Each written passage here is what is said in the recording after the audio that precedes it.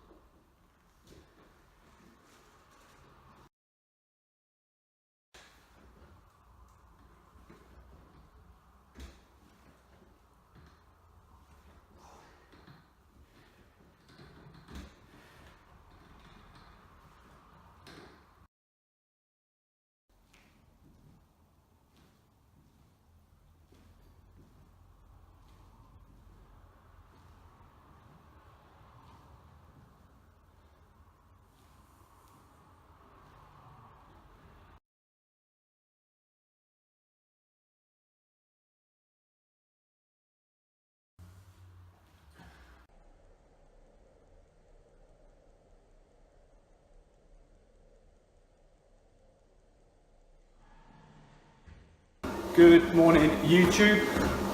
It's good to be back, but I am missing being away from I got back on Friday from my trip away. Had a great time, nice and relaxed. Still managed to stay on top of prep. And today I just wanted to go through with you whilst I do my 30 minutes cardio post-workout, how I managed to stay on prep during my time away. So there's a few things I like to do before I go away. One thing is research what kind of food is going to be around the area. So look at the menus, does it show me calorie breakdown? Can I find the foods on MyFitnessPal?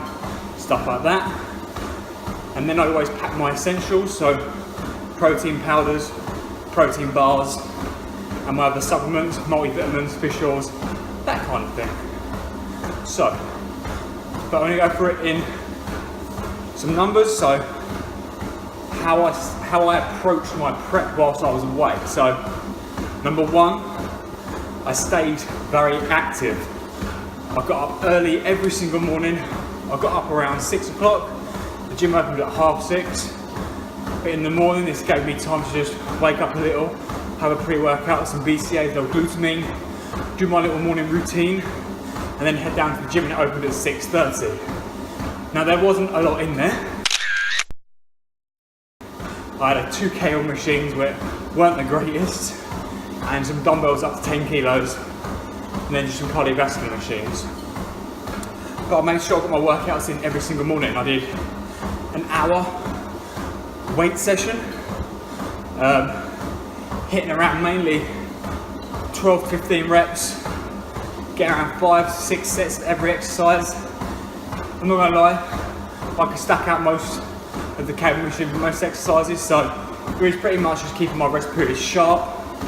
And then the last half an hour, or whatever time I had left before I had to go for breakfast, I would spend doing some incline walking.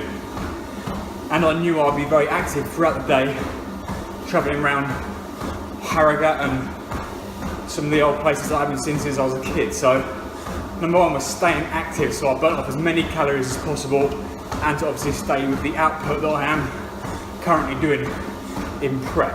Okay, number two was tracking the foods that I know I definitely 100% could. So for example, my protein shakes, my protein bars, I took my food scales with me. Yes, I did.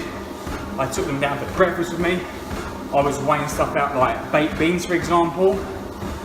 I did ask the waitress what kind of bread they used, but it was sliced from a bakery. If it was a certain brand, I could have found it on MyFitnessPal. So I didn't have that, but there were cereal boxes there, and I could scan the barcode. So 2 mornings I had Cocoa Pops, 1 morning I had Crunchy Nut, and then another morning I had Fruit and Fibre.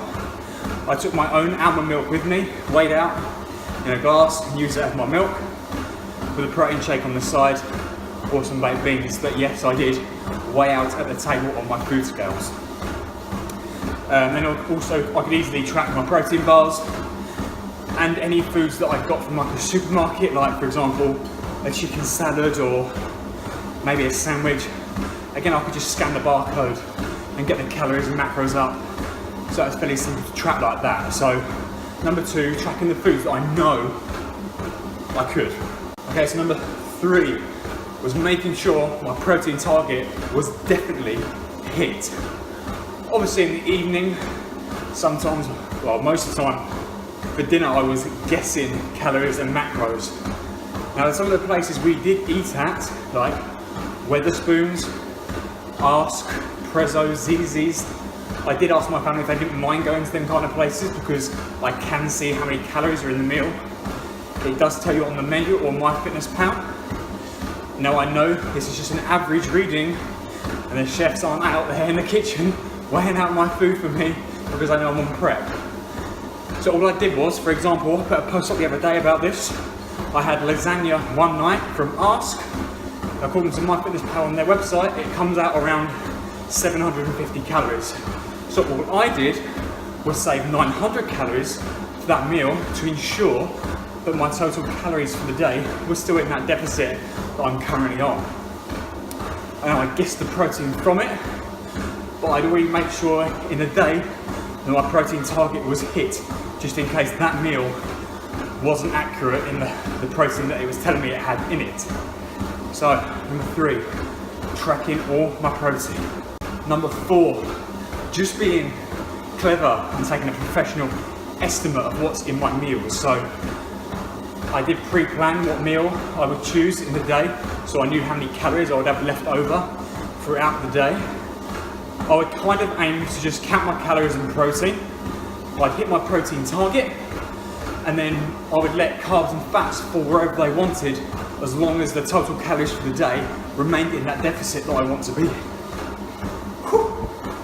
So one night I had pizza, one night I had a chicken burger, one night I had lasagna, and then one night I had beans on jacket potato with a side salad. And I would also not choose the most calorific meal on the menu, so that I blew 2/3 of my calorie intake in the evening, because I would just be starving throughout the day. And I did add little things in there, like I haven't been to Harrogate since I was about 17 years old. It's where my dad's from, and it was just nice to see the place again and just see it, how much it's changed since 10 years since I've been there. And I knew like the cakes and the scones were amazing, and I really wanted to, I was always going to treat myself to one scone, or it's called a Fat Rascal up north. I did take my scales into Betty's tea room to weigh out my scone, find it on MyFitnessPal, and then it gave me an average reading of what it would be.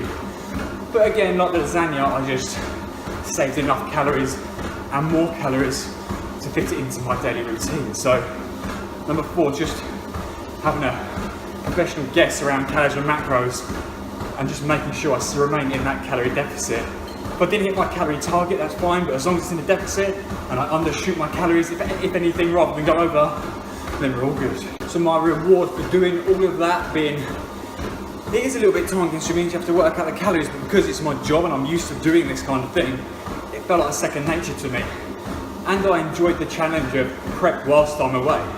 I did it in Vegas last year, so I was pretty sure that I could do it in Harrogate this year.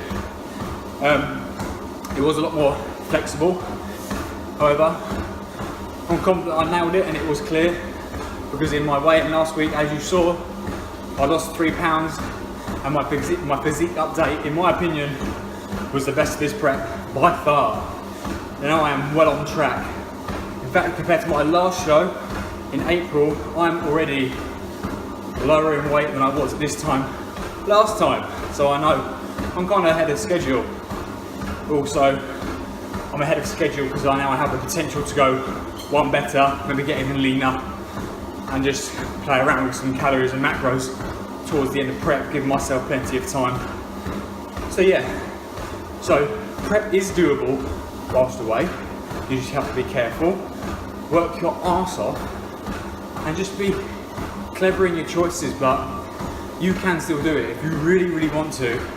Yeah, sometimes it was hard, at times I was hungry, but I just used things like drinking plenty of water, having the odd Coke Zero or calorie-free monster drink. It just suppressed my hunger slightly. And I was busy for that day, so I was doing things. So I was, during prep you think about food a lot, but because I was doing something, and because I was away from work, relaxing, there was no stress. So it is doable if you really want to do it. Very doable while away, and I've proven that. So I'm going to finish up this cardio, and then when I come back to you on Friday for obviously the weigh-in, pretty sure again I'm going to lose weight. I feel really lean, feel good. You can see, like, got my Instagram page, you can see my progress photos and what I'm doing currently if you want to see more of what I'm doing. Yeah, see you Friday for the weigh-in, physique update, and I might even give you a little tour of my new flat. So I'll see you then.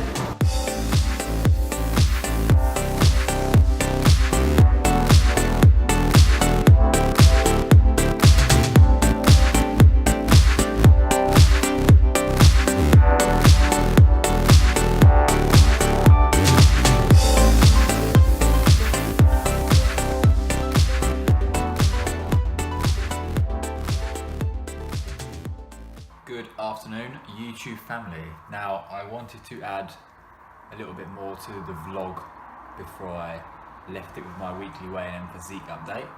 First of all, welcome to mine and Sophie's new flat. As you saw, putting stuff together. I want to just say, don't miss out on my latest muscle food competition on my Instagram page. I will leave the links below for my Instagram page below. It's your chance to win £150 worth of goodies of your choice. So this is the post.